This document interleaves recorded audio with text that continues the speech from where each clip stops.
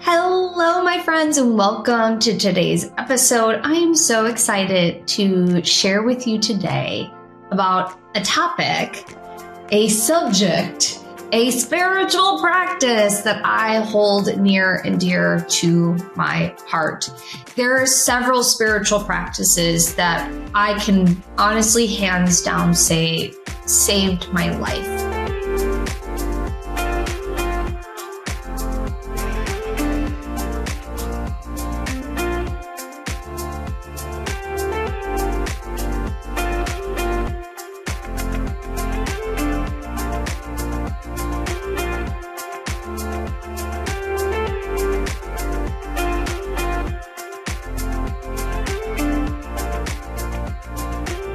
And one of these spiritual practices is meditation. I absolutely love meditation. And this is actually something I'm going to be writing about in my upcoming book that I'm going to release in 2024. And I'm very excited about it. But I was guided today to talk about how meditation can support you in overcoming anxiety and depression or emotional pain. I want to share my own personal journey with meditation with you to support you and to encourage you to meditate. I believe that meditation does not have to be a long, drawn out process. There's all sorts of different forms of meditation. And my belief is whatever works for you. And even if you are only doing it 1%, meaning it's not perfect, you are still going to get 100% of the benefit. And that's the beautiful thing about meditation, is that it supports you in regulating the nervous system. It supports you in letting go of stress, anxiety, emotional baggage. When I was first guided to start meditating, I had been practicing Bikram yoga. It's now called Hot 26. And at the end of the yoga practice, you would have 2 minutes in Shavasana where you would meditate. It was a lying down meditation. And I craved this part of the practice the most because I would go into these really deep trances and I could feel myself slipping into a different level of consciousness. At the time, I didn't have any of these words. So just so you know, it's your relationship with spiritual practices evolve and the languaging comes with it the more you practice. And for me at the time, I would go and everybody would leave the room and I'd be the last one in this room and I would probably lay there for 5-10 minutes, if not longer. And I could just feel myself slipping in to this yummy energy that my body craved because I was a perfectionist. I worked a ton of hours. I was constantly stressed. And I was at that time, I was going to school full time because I wanted to go back and get my degree because I took some time off. I wanted to go back and get my degree. And I just worked a lot. And not only did I work a lot, I also went to school full time. So I worked full time, went to school full time. And so yoga for me was a place to have a beautiful experience of just being in my body with my breath. And then at the end, there was this yummy hug I got from the earth for just giving myself permission to surrender. And I would get this yummy hug from God, creation, the universe, from giving myself the space to listen. And meditation is the opportunity to hear the answers to your prayers and to receive guidance and support in the areas that you are struggling in with your life, or just having some extra love and tender and connection as well. And so that's where my journey started. And when I was there, I was like, this was so yummy. I want to learn how to do this. And then I put it on the back burner because I moved to go be with my now husband. I moved from Wisconsin to South Carolina. And within the first year of being there, I was struggling. I had a major depression. And when I found yoga the first time, I didn't want to be here anymore. I didn't want to experience human life anymore. And I kept getting this intuitive guidance to go to yoga. And so this next step of meditation was that same thing where I was like getting this nudge. This is like the next thing that I need to do. And again, at this time, I didn't have those words that it was an intuitive download. It was intuitive guidance. I just had this feeling that this is what I want to do. And I had a hard time when I got to Charleston because my perception of what I was going to do next in my life, which was I went back to school. I was going to go and finish my degree so I can sell medical equipment because I was really good at sales. And that seemed like it would be a very lucrative career. Well, since I was starting all over in a city I'd never intended to move to with no friends, no network, no way of making connections, that wasn't possible. And so I was starting to feel not only homesick, I was starting to feel super uber duper depressed. And I could feel myself slipping into a depression. And I didn't want to get to the point where I didn't want to be here anymore because that's not a healthy state to be in. Well, to make matters worse, I cracked my tailbone while we were boating one day with some friends. We hit a wave. I was flying in the air. I landed right on my tailbone. Well, this is the second time I've cracked my tailbone in my life. And so the one thing that brought me joy, that brought me peace, that made me feel good, that just calmed my central nervous system down, which was yoga, I could no longer do because it was so painful. I started walking with a limp on a scale of 1 to 10. My pain was anywhere from a 7 to 10 every single day. I was in excruciating pain and I couldn't stand it.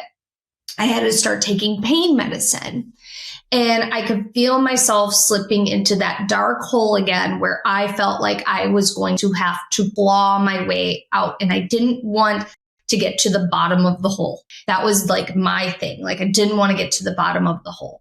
So is guidance to learn how to meditate. And that was one of the best decisions of my life. I remember signing up for this meditation course. And the day that I signed up, I actually went and sat down and I meditated. I gave myself permission, which is funny because I've been wanting to meditate. I've been like meditating in yoga class, but I've never gave myself permission to just go sit and meditate. And I gave myself permission to meditate. And I remember this day so clearly because all I saw when I sat there and meditated was green. And I was so excited because I was seeing colors and I'm like, this is amazing. And what green represents is being in the heart chakra. And meditation can allow you to connect with these really powerful energy centers in your body.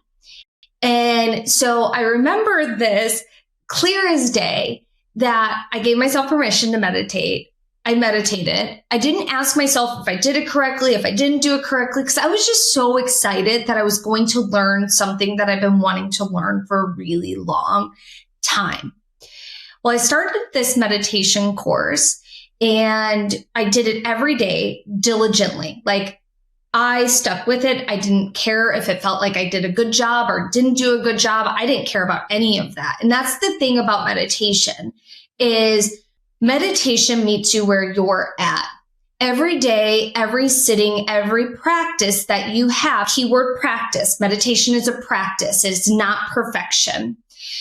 Every practice that you have will be different And it is not a strive for perfection. Sometimes your monkey mind is going to go all over the place and you're going to have a hard time concentrating. When that happens, you just come back to the breath. Come back to the breath. You breathe and you remind yourself you're present. I'm present in my body. I'm relaxed. I am calm. I'm this. I'm that. Whatever it is. You can start with an I am statement. A mantra is very powerful when it comes to meditation. So for me, I meditated, and within a very, very, very short period of time, my pain that I was experiencing for well over a year dissipated in less than 60 days. I was off my pain pills in less than 60 days. I could feel myself releasing the dark hole that I was in. I didn't have to crawl my way out. I actually felt the walls crumbling around me, meaning I didn't have to do anything but show up, sit in my heart space, be with my breath for 10 to 20 minutes a day. Now you might be going, Amy, I don't have 10 to 20 minutes a day. You do. I promise you do. But I'm not even going to tell you that. You can start with 1 minute. You can start with 5 minutes. You can start with 20 minutes, whatever works for you. Taking a moment to close your eyes, go withinward and be with your breath and remind yourself you are safe. That is a key thing. You are safe. You are protected and you are safe. Because the more that you remind yourself you're safe, the more your nervous system's going to regulate, the more you're going to get into your body, the more you're going to release what is being held, what is strangling, what is contracting within you. And it's going to release. And as you're releasing it, you're making more space for light. You're making more space for calm. You're making more space for enthusiasm, for happiness, for grace, for compassion. You are making space for the things that you truly desire to co-create, to have, to embody within your human experience within this timeline, and that ripples through all of your timelines. Meditation is the opportunity to let go of the emotional baggage that you have been shoving down, that you've been holding on to, that you have been experiencing in some way, shape, or form through discord, dis-ease,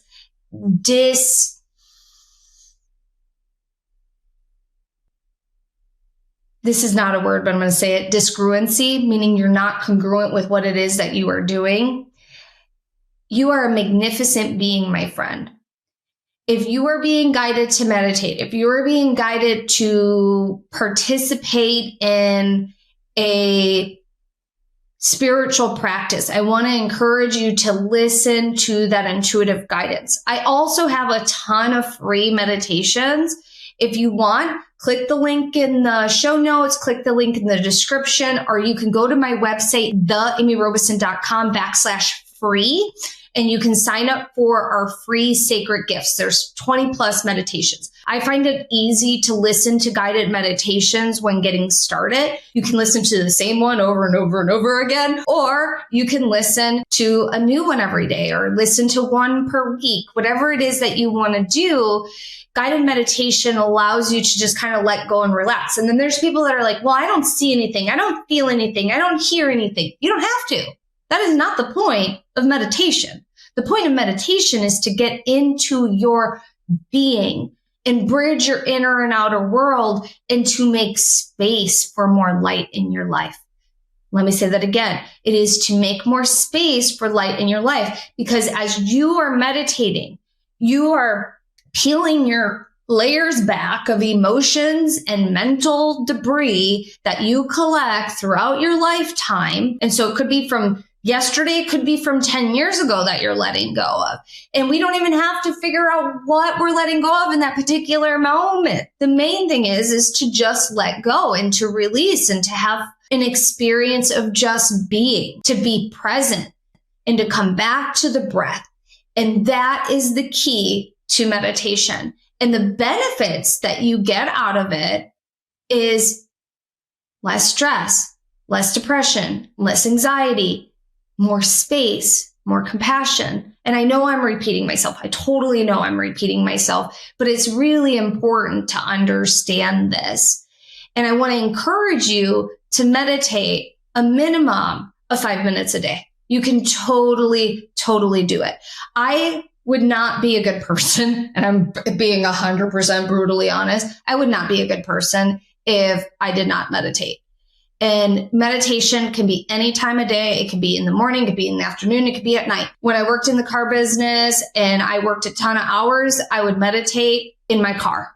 In the morning, I meditate now. Sometimes I meditate in the afternoon. Sometimes I meditate in the evening.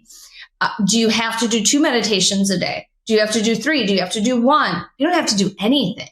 But I do want to encourage you to do at least once a day, because it will change your life and you will feel better. And miracles happen when you meditate. So, all right, my friends, I hope you enjoyed today's episode. Please make sure you like and subscribe. And if you'd like some support with your meditation, sign up for our free sacred gifts. It's 20 plus free meditations. And I look forward to seeing you in the next one. Bye.